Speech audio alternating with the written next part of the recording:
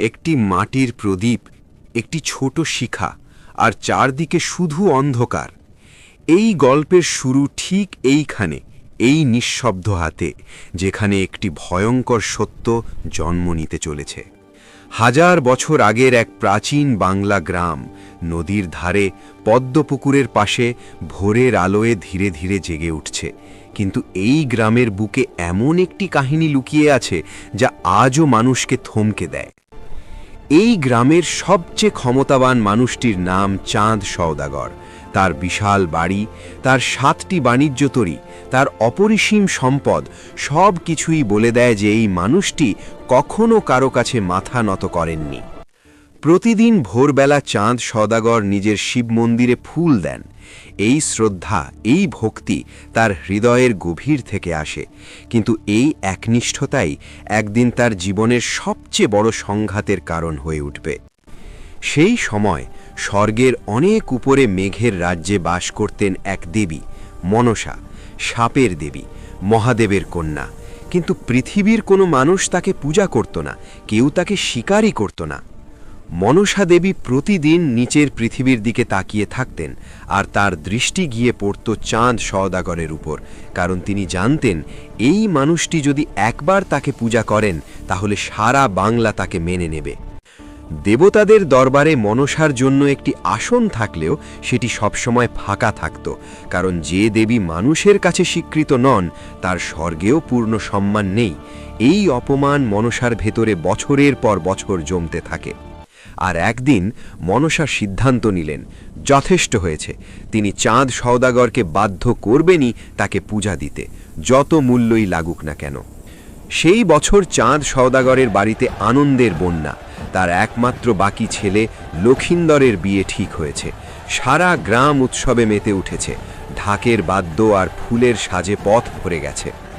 লক্ষিন্দর বিবাহের পালকিতে বসে গ্রামের পথ দিয়ে যাচ্ছেন, তার মুখে সরল আনন্দের হাসি। এই তরুণ জানে না যে আজকের এই উৎসবের মিছিল তাকে কোথায় নিয়ে যাচ্ছে। আর সেই মুহূর্তে ঘরের ভেতর থেকে জালির ফাঁক দিয়ে একটি মেয়ে তাকিয়ে আছে, বেহুলা। তার বড় কালো চোখে একটা অদ্ভুত গভীরতা আছে, যেন সে অনেক কিছু অনুভব করছে যা সে এখনো বলতে পারছে না। কিন্তু বিয়ের প্রস্তুতির মাঝেই রাজ জ্যোতিষী একটি ভয়ঙ্কর সত্য আবিষ্কার করলেন। জন্মকুষ্ঠি মিলিয়ে দেখে তার মুখ ফ্যাকাশে হয়ে গেল, কারণ ভবিষ্যৎ যা বলছে তা শোনার মতো নয়। জ্যোতিষীর তর্জনী এসে থামল একটি সাপের ছবির উপরে। বিয়ের প্রথম রাতেই সাপের দংশনে লক্ষিন্দরের মৃত্যু হবে, এই কথা লেখা ছিল তার কপালে, তার জন্মের আগে থেকেই। চাঁদ সওদাগর এই কথা শুনলেন, প্রথমে ভয় পেলেন, তারপর সেই ভয়কে দৃঢ় হাতে চাপা দিলেন, কারণ এই মানুষটি কখনো ভাগ্যের সামনে হাঁটু গেড়ে বসেননি, আজও বসবেন না। চাঁদ সওদাগর তখন সেই সিদ্ধান্ত নিলেন যা সম্ভবত পৃথিবীর কোনো পিতা আগে নেননি। তিনি লোহার বাসর ঘর বানাবেন, এমন একটি ঘর যেখানে কোনো সাপ ঢুকতে পারবে না। রাত ভর কারিগররা কাজ করল, লোহার পাত জোড়া লাগলো, ঢালাই হলো, প্রতিটি সংযোগ পরীক্ষা করা হলো বারবার। আর সকালে দাঁড়িয়ে রইল একটি অভেদ্য লোহার ঘর, একজন বাবার ভালোবাসার সবচেয়ে অদ্ভুত প্রমাণ।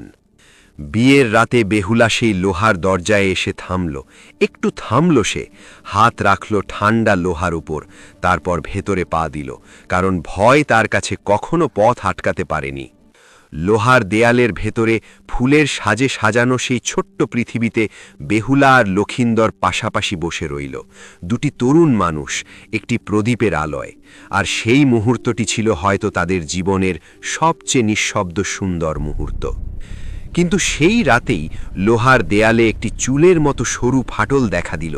অসম্ভব, অবিশ্বাস্য, কিন্তু সত্য, কারণ কোনো মানুষের তৈরি দেওয়াল দৈব শক্তিকে আটকাতে পারে না। সেই ফাটল দিয়ে ধীরে ধীরে ভেতরে এলো তক্ষক নাগ, বিশাল, কালো, তার আশে নীল সবুজ আভা। সে এলো নিঃশব্দে, অন্ধকারের মতো, ঘুমন্ত পৃথিবীর কাছে কোনো ব্যাখ্যা না দিয়ে। লক্ষিন্দর ঘুমিয়েছিলেন শান্তিতে, তার মুখে কোনো ভয়ের চিহ্ন নেই। তিনি জানতেনই না যে তার শেষ ঘুমের ছায়া ইতিমধ্যে তার মুখের উপর এসে পড়েছে।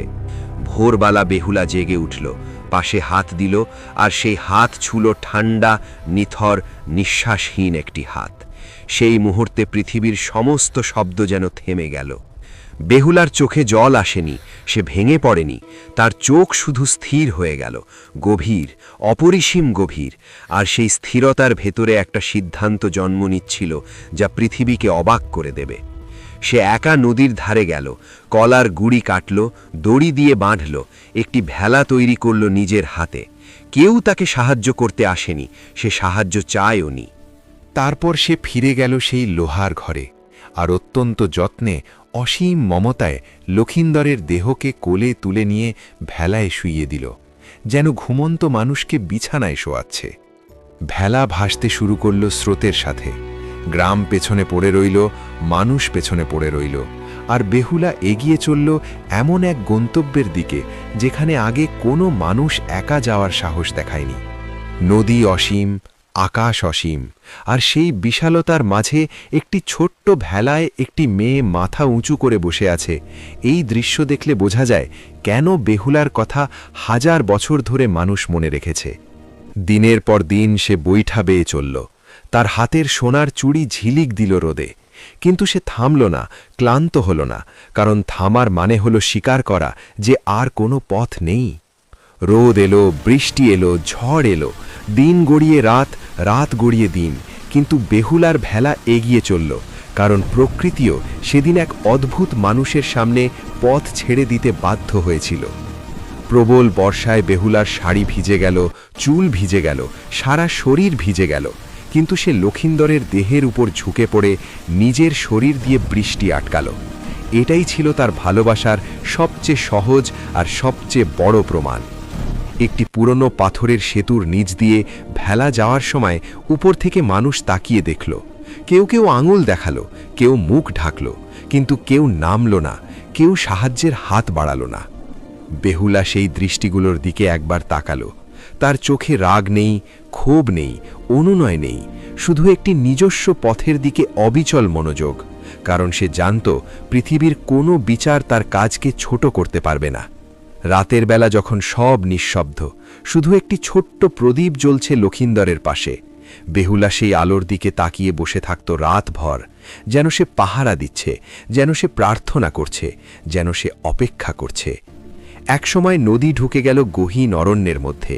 বিশাল গাছের শাখা আকাশ ঢেকে দিল, জোনাকির আলো মিটমিট করতে লাগল চারদিকে। আর বেহুলা বুঝতে পারল সে এখন আর শুধু পৃথিবীর নদীতে নেই। তারপর সেই মুহূর্তটি এলো। দিগন্তে একটি আলো দেখা গেল, যা সূর্যের আলো নয়, এতটা স্থির, এতটা উজ্জ্বল। বেহুলা উঠে দাঁড়ালো প্রথমবারের মতো, কারণ সে বুঝতে পেরেছিল গন্তব্য এসে গেছে। দেবলোকের তীর, যেখানে নদীর জল সোনালি হয়ে যায়, যেখানে ফুল কোথা থেকে ভেসে আসে কেউ জানে না। বেহুলা সেই তীরে ভেলা ভেড়ালো। তার পায়ের তলায় এখন আর মাটির কাদা নয়, দেবলোকের মাটি। দেবতাদের দরবার, অসীম উঁচু স্তম্ভ, সোনার সিংহাসন, দিব্যি আলো, আর সেই মহাপ্রাসাদের প্রবেশদ্বারে একটি ছোট্ট মেয়ে দাঁড়িয়ে আছে, ধুলো মাখা, নদী ভেজা, কিন্তু মাথা উঁচু করে। বেহুলা হাঁটতে শুরু করল সেই মহা দরবারের ভেতর দিয়ে। প্রতিটি পদক্ষেপ ছিল স্থির ও নিশ্চিত। সে জানত কোথায় যাচ্ছে, সে জানত কেন এসেছে, আর এই নিশ্চয়তাই তাকে সেই প্রাসাদের সবচেয়ে শক্তিশালী মানুষ করে তুলেছিল। দেবতাদের সামনে এসে থামল বেহুলা, তাদের দিকে মাথা তুলে সরাসরি তাকালো। এমন একটি দৃষ্টি যা বলছে, আমি মানবী, কিন্তু আমার ভালোবাসা যে কোনো অমরত্বের চেয়েও বড়। মনসা দেবী সেই দরবারে বসে বেহুলাকে দেখলেন, আর তার চোখে প্রথমবারের মতো অবাক হওয়ার একটি ভাব এলো, কারণ এই মেয়েটি যা করেছে তা দেবতারাও ভাবেননি কোনো মানুষ করতে পারবে। বেহুলা বলল তার কথা, শুধু সত্যি কথা, কোনো অভিনয় নেই, কোনো ভনিতা নেই, শুধু একটি মানুষের হৃদয় থেকে বেরিয়ে আসা সবচেয়ে সরল এবং সবচেয়ে শক্তিশালী কথাগুলো। সেই কথা শেষ হলে দরবারে নেমে এলো নিঃশব্দতা। দেবতারা একে অপরের দিকে তাকালেন। উপর থেকে ফুলের পাপড়ি ঝরতে লাগল, যেন স্বর্গ নিজেও কি বলবে বুঝে উঠতে পারছে না। তখন বেহুলা নাচতে শুরু করল। এই নাচ কোনো বিনোদনের জন্য নয়, এই নাচ ছিল তার জীবনের সমস্ত কষ্ট, সমস্ত ভালোবাসা, সমস্ত প্রার্থনা একসাথে প্রকাশের একমাত্র ভাষা। তার পায়ের ছাপ পড়ছিল দেবলোকের মেঝেতে, নদীর ভেজা পায়ের ছাপ, যেন পৃথিবীর সমস্ত কষ্টের সাক্ষী। এই পায়ের চিহ্নগুলো বলছে, এই পথ আমি পার হয়ে এসেছি, তোমরা বিশ্বাস করো। এক এক করে দেবতারা সামনে ঝুঁকে পড়লেন, তাদের দিব্যি মুখে একটি অদ্ভুত ভাব, কারণ মানুষের সত্যিকারের ভালোবাসা দেবতাদেরও স্পর্শ করতে পারে, এটা হয়তো তারা ভুলে গিয়েছিলেন। মনসা দেবীর সোনালি চোখ সেই মুহূর্তে সামান্য উজ্জ্বল হয়ে উঠল, তার সাপের মুকুট নুয়ে পড়ল, কারণ এই মেয়েটি তাকে শিখিয়ে দিল যে ভালোবাসা স্বীকৃতির চেয়েও বড় কিছু। নাচ শেষ হল, বেহুলা স্থির হয়ে দাঁড়িয়ে রইল, তার চারপাশে ফুলের পাপড়ির বিছানা। সে অপেক্ষা করল, কারণ সে জানত সে যা দেওয়ার ছিল সব দিয়েছে, বাকিটা এখন তাদের হাতে। দেবতাদের একজন হাত বাড়িয়ে দিলেন বেহুলার দিকে, সম্মতির হাত, আশীর্বাদের হাত। আর সেই মুহূর্তে বেহুলার চোখে জল এলো প্রথমবার, কারণ অবশেষে উত্তরটা এলো। লখিন্দর চোখ মেলল, তার শরীরে রক্তের রং ফিরে এলো।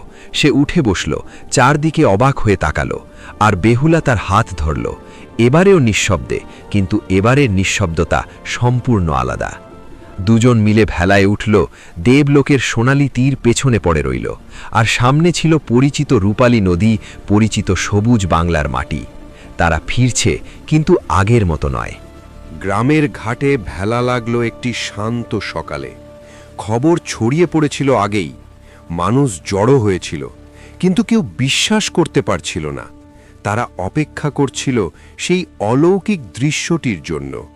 চাঁদ সওদাগর ঘাটে এলেন কাউকে ধরে, আর দেখলেন তার ছেলে বেহুলার হাত ধরে ভেলা থেকে নামছে। সেই মুহূর্তে এই প্রবল মানুষটির ভেতরের কিছু একটা ভেঙে গেল, এতদিনের গড়া দেয়ালের একটি অংশ। চাঁদ সওদাগরের মুখের সেই গর্বিত কঠিন ভাব, যা সারা জীবন ছিল তার পরিচয়, সেই ভাব ধীরে ধীরে গলে গেল। আর নিচে যা ছিল সেটা হলো একজন বাবার অশ্রু, যে কান্না তিনি হয়তো কখনো কাঁদেননি। বেহুলা তখন চাঁদ সওদাগরের সামনে দাঁড়ালো, নম্রভাবে কিন্তু সরাসরি, আর বলল দেবতাদের শর্তের কথা, মনসা দেবীকে পূজা দিতে হবে। সেই কথাটুকু বলার অধিকার সে অর্জন করেছে প্রতিটি কঠিন মুহূর্তের মধ্য দিয়ে। চাঁদ সওদাগর মনসার পূজার বেদির সামনে দাঁড়ালেন। গ্রামের সবাই দেখছে, এটি তার জীবনের সবচেয়ে কঠিন মুহূর্ত, কারণ এই মানুষটির কাছে অহংকার ছিল নিজের পরিচয়ের অংশ। তিনি বাঁ হাত দিয়ে ফুল তুললেন, ডান হাত পেছনে রাখলেন। এই ছোট্ট বিদ্রোহ ছিল তার শেষ প্রতিরোধ, কিন্তু ফুলটি তিনি দিলেন, আর এটুকুই ছিল যথেষ্ট। আকাশের মেঘ সরে গেল, সোনালি আলো সরাসরি পড়ল মনসার বেদির ওপর, যেন স্বর্গ থেকে কেউ বলছেন, হ্যাঁ, এটাই চেয়েছিলাম, মানুষের স্বীকৃতি, শুধু এটুকুই। চাঁদ সওদাগরের 7টি তরী ফিরে এলো ভরা পণ্য নিয়ে, তার হারানো 6 ছেলে ফিরে এলো, বেহুলা আর লখিন্দর পাশে দাঁড়িয়ে। আর সেই মুহূর্তে এই পরিবারে যা ছিল তার নাম কৃতজ্ঞতা। বেহুলা আর লখিন্দর সেই নদীর ধারে পাশাপাশি দাঁড়ালো, যে নদী তারা একসাথে পার হয়েছে। আর এখন সেই নদীর দিকে তাকিয়ে দুজন জানে যে তাদের ভালোবাসা পরীক্ষা হয়ে গেছে, সবচেয়ে কঠিন পরীক্ষায়। সেই গ্রাম, সেই নদী, সেই একটি ভেলা, যেখানে একটি মেয়ে প্রমাণ করে দিয়ে গেছে যে মানুষের ভালোবাসা যদি সত্যিকারের হয়, তাহলে সে মৃত্যুকেও পেছনে ফেলে আসতে পারে। বেহুলার কাহিনী তাই শেষ হয় না, এটি প্রতিটি যুগে নতুন করে শুরু হয়।